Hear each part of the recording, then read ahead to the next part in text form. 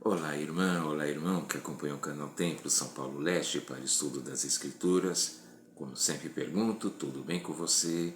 Tudo bem com sua família? Com seu trabalho, com seu estudo, com a sua unidade? Sempre espero e desejo que esteja tudo ótimo com você, com sua família e com todos. Vamos para o Vem Segue-me dessa semana, que é o livro de Doutrina e Convênios, claro, as sessões 27 e 28. Mais uma vez dizendo, são apenas 2 sessões, são poucos versículos, porém vamos ver quantos acontecimentos incríveis aconteceram e quantos ensinamentos importantíssimos vamos ver. Então vamos conferir. A sessão 27 de Doutrina e Convênios, ela foi dada por meio de Joseph Smith, o profeta, em agosto de 1830. Já tinha se passado 4 meses desde a organização da igreja. Porém, 2 meses antes, a sua esposa Emma Smith e a irmã Sally Knight, elas tinham sido batizadas em junho daquele ano, porém, devido a um grupo de pessoas que foram lá para perturbar a reunião e causar e bagunçar e tumultuar tudo mais, a confirmação teve que ser adiada. Já imaginou que situação está lá numa reunião sacramental e a confirmação teve que ser adiada devido a um grupo de pessoas que foram lá para tumultuar? Coisa tão desagradável e perigosa ao mesmo tempo. Aí eles tiveram que adiar. Acredito que eu, ali, você que está me assistindo, não passou por isso. Eu, na ocasião, eu fui batizado logo após a reunião sacramental, na época era assim, e recebi a confirmação logo em seguida, uma reunião realmente muito espiritual. E elas, infelizmente, não tiveram naquele momento a oportunidade disso. Elas foram, tiveram que adiar o momento da confirmação. Aí, 2 meses depois, a irmã Sally e seu marido Neil foram visitar Emma e Joseph. E eles decidiram tomar o sacramento. A aula de hoje vai falar muito a respeito disso. Então, e ao sair para comprar vinho, que na ocasião ainda era usado, Joseph ele foi parado por um anjo do Senhor e que o orientou que ele não devia mais comprar vinho nem bebida forte. Vamos ressaltar que ainda não tinha sido revelada a palavra de sabedoria. Vamos ver mais para frente, óbvio, quando chegamos lá na sessão 89. E isso que aconteceu, a gente vai ver o porquê que o vinho foi substituído pela água. E a sessão começa dizendo para ouvirmos a voz do Senhor. E o versículo 2, vamos ler. Pois eis que vos digo que não importa o que se come ou o que se bebe ao participar do sacramento, se o fizerdes com os olhos fitos na minha glória, lembrando perante o Pai o meu corpo, que foi sacrificado por vós, e o meu sangue que foi derramado para a remissão de vossos pecados. Bem claro esse capítulo, versículo, ele está falando a respeito do sacramento, está falando o que a gente deve fazer para a glória do Senhor, que não se importa o que se come e bebe, claro, desde que esteja de acordo com a palavra de sabedoria, mas temos o costume de usar o pão e de usá-lo para podermos lembrarmos do corpo de Cristo e a água para podermos lembrar o sangue de Cristo que foi derramado por cada um de nós para que a gente possa ter a chance da salvação, da vida eterna, se procurarmos nos arrependermos de nossos pecados, obviamente. Então aqui fala, não se importa, teve irmãos que durante a Segunda Guerra Mundial, lá na Europa, que na falta de pão, naquela situação que ele estava, aquele terror todo, tiveram que usar a casca de banana para simbolizar o pão. Mas você vê, a fé deles estava tão grande que eles não se importaram com isso. A preocupação deles era de fazer a ordenança e de poder renovar os seus convênios através do sacramento, e é isso que fazemos todos os domingos, certo? E aí o anjo orientou Joseph Smith a não comprar mais vinho nem bebida forte.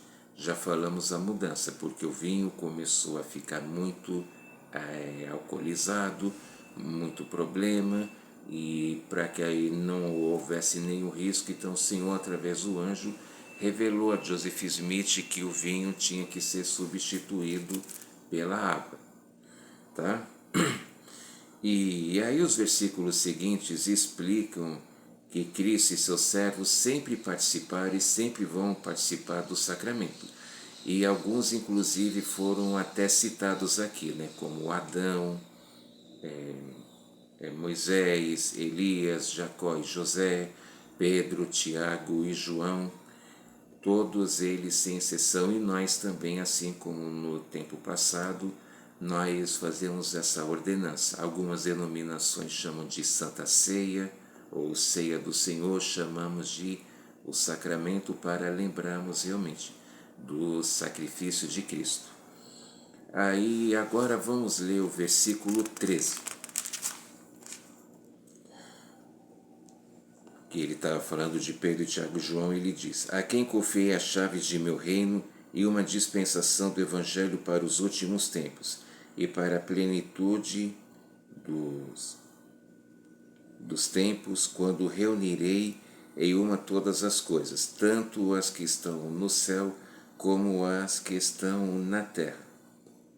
Nas outras aulas vimos a respeito da restauração do sacerdócio. Primeiro, João Batista veio e conferiu o sacerdócio aarônico, que é o menor, o preparatório, para ele, Joseph Smith, Oliver Cowdery, e depois Pedro, Tiago e João vieram e restauraram o sacerdócio de Melquisedeque, que é o sacerdócio assim chamado maior. E por que isso? Então, aqui em Pedro, Tiago e João, Pedro foi o profeta assim que Cristo subiu aos céus e veio visitar aqui as Américas. Pedro ficou com as chaves do reino dos céus e ele trouxe as chaves aqui nessa dispensação, que ou seja, esses últimos dias, que é a última dispensação para podermos também ter as bênçãos do sacerdócio em nossa vida. Olha como o Senhor é maravilhoso, como o Senhor nunca deixa nos faltar nada do que precisamos. Não é verdade? Olha como o Evangelho é incrível. Ele é um círculo porque é sem fim. Ele é um círculo eterno, o Evangelho. Ele nos ajuda. Tá?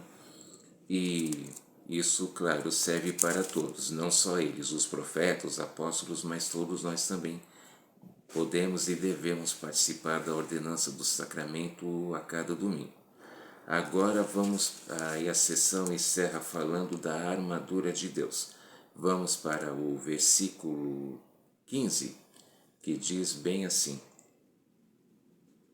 portanto, alegrai-vos e rejubilai-vos, e cingi os vossos lombos, e tomai sobre vós toda a minha armadura, para que possais resistir no dia mau, havendo feito tudo, a fim de subsistirdes. A armadura de Deus. Vamos falar mais detalhadamente, vou colocar a gravura para a gente poder melhor ilustrar e podermos acompanhar juntos. Aí o versículo 15, então, ele falou a respeito da armadura de Deus. Os versículos 16, 17 e 18 explicam os detalhes. E como está aqui na ilustração, vamos conferir cada um. O versículo 16 fala da couraça da retidão, ou seja, a couraça fica onde? Está para proteger o coração, ou seja, como as escrituras falam, a gente deve ter o nosso coração voltado para Deus.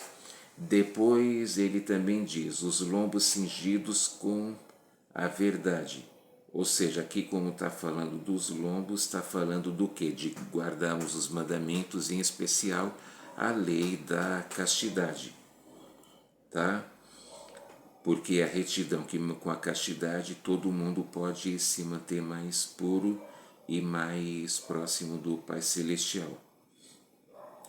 Ele também fala os pés calçados com a preparação do Evangelho da Paz, ou seja, as Escrituras sempre falam quão belos são os pés daqueles que anunciam novas de salvação, proclamando o Evangelho. Então, os pés falam disso, para podermos preparar o caminho do Senhor, a segunda vinda, fazendo o quê? Levando o Evangelho para as pessoas. E os missionários de tempo integral, eles fazem isso diariamente, 24 horas por dia, quando estão servindo missão, os elders e assísteres, mas podemos fazer isso também, apresentando o Evangelho para as outras pessoas, por exemplo, através das redes sociais. O versículo 17, ele fala do escudo da fé. Fé, mais uma vez dizendo, olha só, sempre vai ser dito a respeito de fé, porque a fé é o firme fundamento de tudo, a fé é o alicerce. Se não temos fé, não temos nada. A fé é importantíssima, sempre foi, sempre é e sempre vai ser. O versículo 18 fala do capacete da salvação. Quer dizer, no capacete ele está protegendo o quê? A nossa cabeça. E nos versículos que já lemos, como na seção 4, fala: vede que se vais a Deus de todo o coração, poder, mente e força. Quer dizer, a nossa mente deve ser guiada através do Espírito Santo para podermos assim agirmos corretamente e podermos fazer a vontade do Senhor.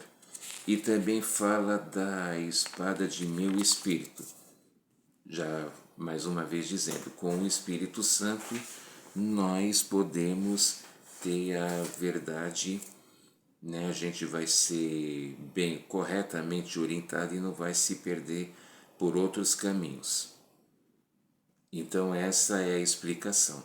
Mas se você se sentir à vontade ou quiser compartilhar aí nos comentários algo que pode ser adicionado a cada um desses itens da armadura de Deus, você fica à vontade e vou agradecer muito você colocar aí nos comentários cada coisa que pode ser acrescentado nessa armadura de Deus. Não tem como falar todas as coisas, para não ficar longo e extenso demais. Mas, porém, a vontade do Senhor sempre deve ser feita e temos que vestir essa armadura para quê?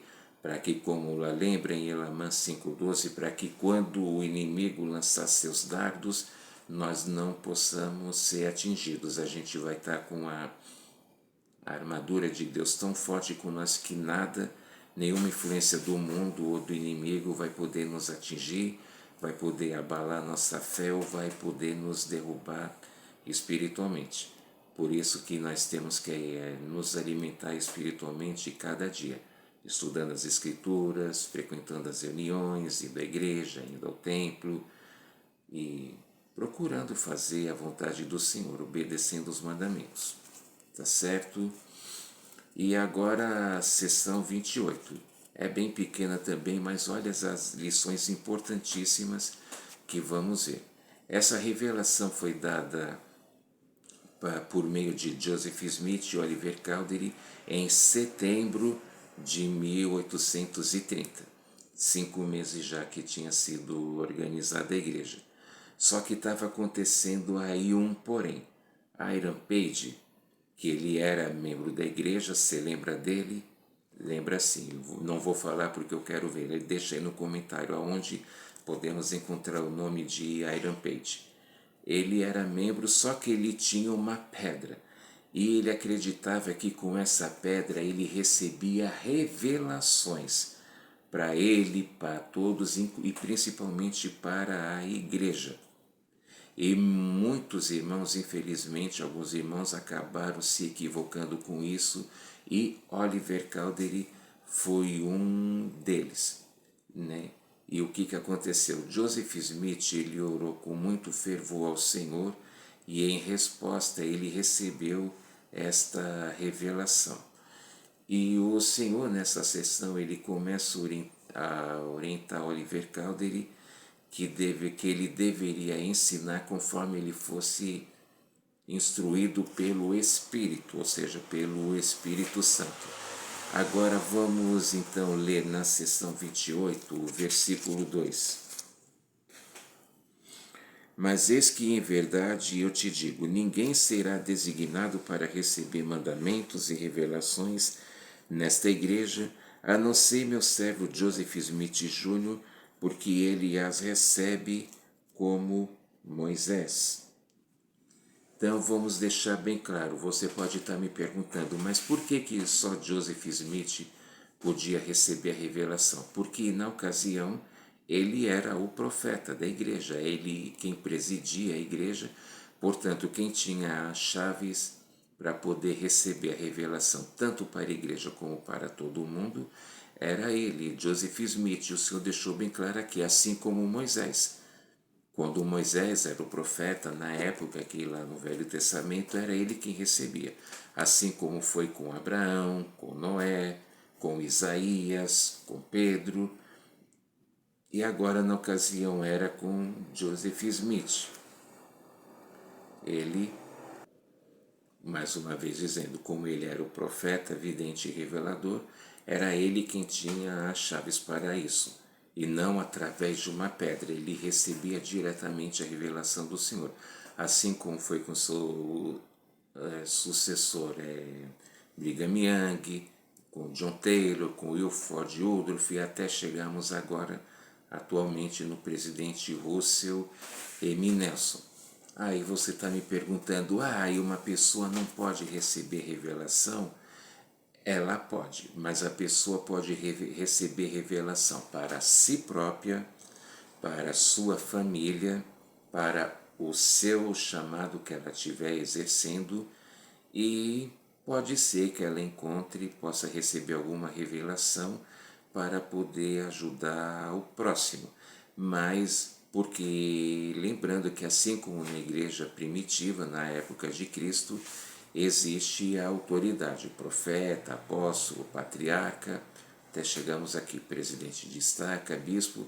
Então cada um pode receber o chamado, pode receber a revelação para o seu chamado.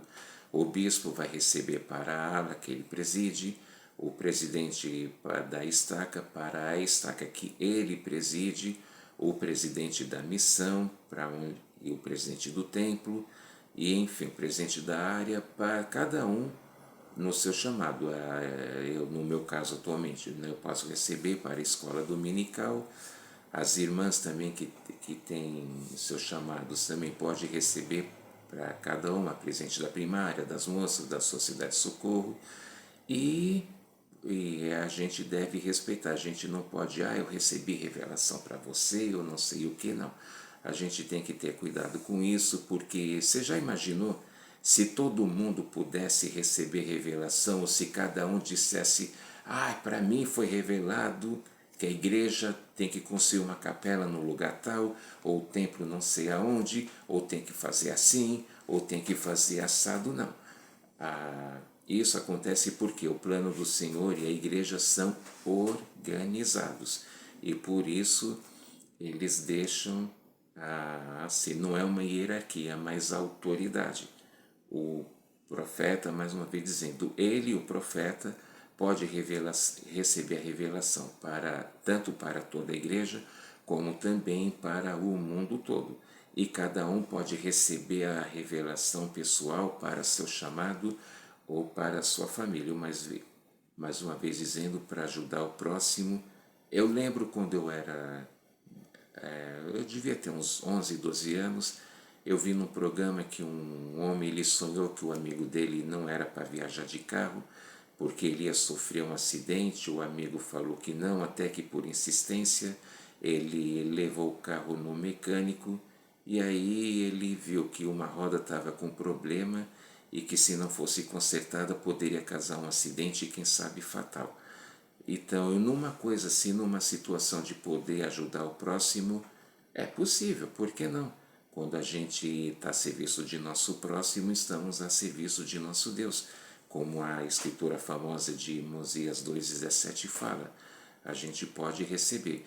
mas a gente não pode, como aconteceu aqui com Iron Page, ele não era o profeta, então ele não tinha autoridade para poder receber a revelação para a igreja e nem para o mundo, e ainda mais por causa de uma pedra. Gente, que situação, hein? É isso que acontece. Então a gente deve receber revelação da forma correta para ajudar o próximo, para ajudar nós mesmos, para ajudar na igreja, mas mais uma vez dizendo, cada um da maneira correta. Ninguém pode achar, eu recebi revelação para o mundo e tal. Enfim, vamos respeitar a autoridade do profeta e dos todos os demais líderes que existem, tá certo? Então a ele depois ele continua, né, explicando a ele a ser obediente e agir da forma correta e autoridade, e também a agir com sabedoria. Eu já vi, aconteceu muitas vezes de pessoa falar para mim, o sacrifício traz bênçãos, mas eu sempre falo, e a sabedoria também, como eu aprendi na missão, que não adiantava só ficar ficar andando o dia inteiro, gastando sola de sapato e não conseguir ensinar uma palestra, uma lição, enfim. A gente, claro, teve que trabalhar duro, eu subi ladeiras, fiz caminhadas, andei embaixo de chuva, em terras, em rua que era de terra, não tinha asfalto, era uma lama, só vendo mesmo, viu? Mas assim, mas quanto mais a gente também procurava ou procura agir com sabedoria, a gente vai poder fazer de acordo com a vontade do Senhor. E onde a gente adquire sabedoria? Através do estudo das Escrituras, fazendo a oração, jejuando, buscando realmente fazer a vontade do Senhor, e aí Ele vai nos abençoar. Vamos para o versículo 8. E agora eis que eu te digo que irás aos lamanitas para pregar-lhes meu evangelho. E se aceitarem os teus ensinamentos, estabelecerás entre eles a minha igreja, e receberás revelações, mas não as escreverás como mandamentos. Então muita gente acha, né, acreditava, no próprio livro de Mormon diz que os índios são os principais descendentes dos lamanitas, como a gente viu no estudo do livro de Mormon ano passado, vale a pena rever de novo. Mas a todas as pessoas que possam estar aqui, a todos é ordenado que seja ensinado o Evangelho, e para que todos possam ter a oportunidade de conhecer o Evangelho verdadeiro, conhecer o livro de Mormon e poder, né, levar a fazer a igreja, o Evangelho crescerem e cada vez mais. Então aqui está dizendo, não é só para os lamanitas, é também para eles. E foi como foi dito aqui para ele, né, estabelecerás entre ele e a minha igreja, para que todos possam realmente ter as bênçãos do Evangelho. Então, e aí ainda não era o momento de revelar onde seria construída a cidade de Sião. E eles deveriam permanecer lá até a conferência que ia ter. Agora o versículo 11. E também deverás procurar meu irmão, Hiram Page, em particular, e dizer-lhe que as coisas que ele escreveu por meio daquela pedra não procedem de mim, e que Satanás o iludiu. Você pode estar se perguntando, mas como é que o inimigo poderia iludir e imitar um dom? Vamos voltar lá para o Velho Testamento, quando começou a ter as pragas no Egito, Velho Testamento, que a primeira praga, que as águas se tornaram em sangue. Moisés conseguiu fazer, só que os sacerdotes lá do faraó conseguiram imitar. Depois a segunda praga, que as rãs saíram de lá da água e infestaram os egípcios. E claro, isso foi em consequência, né, que as águas tinham virado sangue, as rãs saíram de lá. eles também conseguiram, teve lá o cajado que virou cobra, mas chegou um momento que isso o Senhor deixou até um certo ponto, mas depois eles não conseguiram mais imitar os dons de Deus, e a gente viu. A gente vê também, né, que isso, a vontade de Deus prevaleceu, então como aqui também deveria prevalecer. A gente deve se atentar a isso e procurar ver, né, que às vezes o inimigo, Satanás, ele imita os dons de Deus. E a gente deve estar em espírito de oração sempre, para que a gente não possa se cair nessas tentações e acabar falando ou fazendo o que não deve.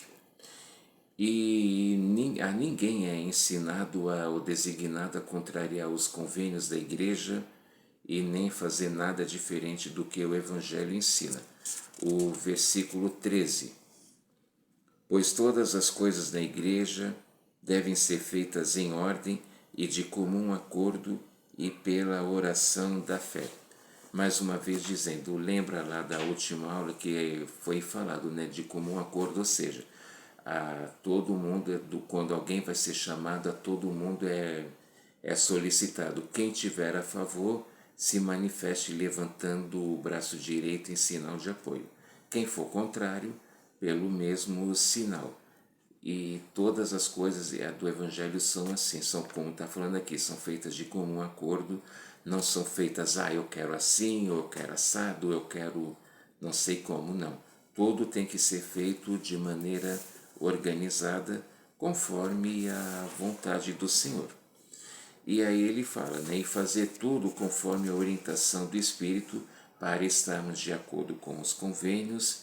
E também ele falou, foi dito a ele, né, Oliver Calder e também os outros, né, de declarar o Evangelho com alegria.